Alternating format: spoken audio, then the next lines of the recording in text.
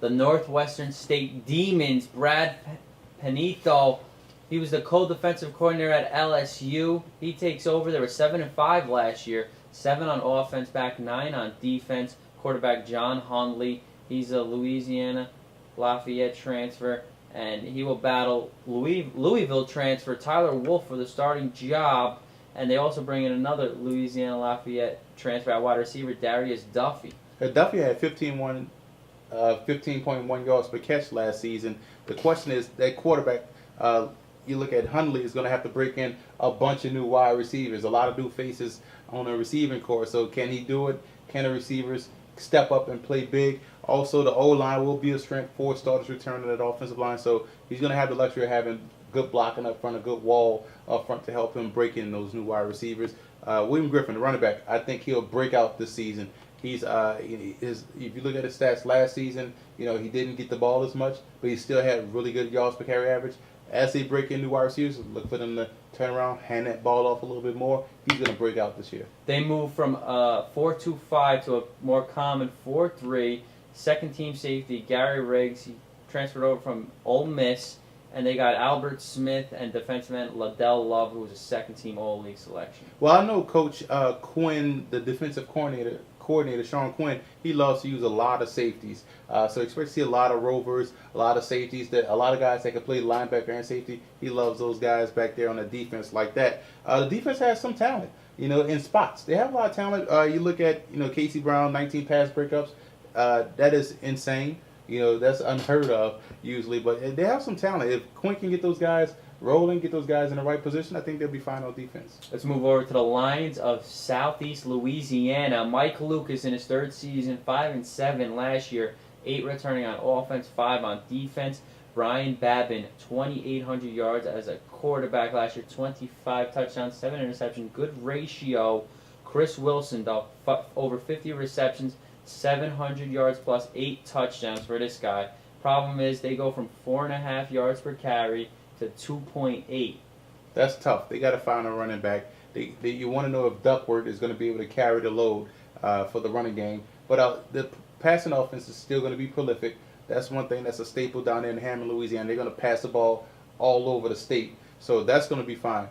Offensive linemen, though, have to gel pretty quickly because they're breaking in some new players. So they're going to have to gel real quick in order for that passing game to help carry the team. But I think Duckworth has a tall task on his hand. Can he carry the load at running back? That's the big question. On defense, they get their top 4 tacklers back, including strong safety Tommy Connors, second-team All-League selection, 108 tackles, 5 stops behind line of scrimmage, and 4 picks. So he's a solid player. But the defensive line and the linebackers will have to carry that entire defense. The secondary will take a step back because they lost a lot of key players. So that's going to help out that secondary if that D-line can get pressure and the linebackers can make some stops in that mid-level part of the defense. 5 starters, though, on defense, that's the key. But the secondary will struggle, and that might be the detriment to that team. Jay Thomas is in his 6th year, 3-6 last year. Were the Nicholls State Colonels, 6 on offense, 6 on defense back. Quarterback Nolan Dumas will be their quarterback. Wide receiver Antonio Robinson, over 500 yards, 25 yards per catch, and 5 touchdowns, only 2 returning on the offensive line. Well, with the running back situation, they are inexperienced, but they're interchangeable because they run the option down there as well, too. So you interchangeable running backs. And the reason why you look at the receiver that has the 25 yards per catch, Antonio Robinson, is because when you run that option and we're coming off play action, he's wide open, and he's a really good playmaker because you have to make those plays when they come to you in the option offense. The O-line, though, will struggle, so they have to find some pieces to plug those holes because they lose those 3 starters. On defense, they lose their strong safety, Ladarius Webb, who got drafted by Baltimore, but they bring back second-team All-League selection linebacker Garrick Spain. Yeah, the defense was a weak spot last season for the Colonels, and they're going to look to struggle again this year, losing their top player. They gave up 32 points a game last season, 4.4 yards per carry. So the defense is going to have to improve dramatically for these guys to get out the bottom of the division, the conference, because they're going to have to improve. They're going to struggle again this year on defense. Now it's time for our preseason predictions for the Southland Conference. Offensive Player of the Year. Who are you going with, Em? I'm going with Carrington Bush, running back, Texas State. this guy is going to be phenomenal. He's going to get some votes for the Walter Payton Award. This guy is that type of player.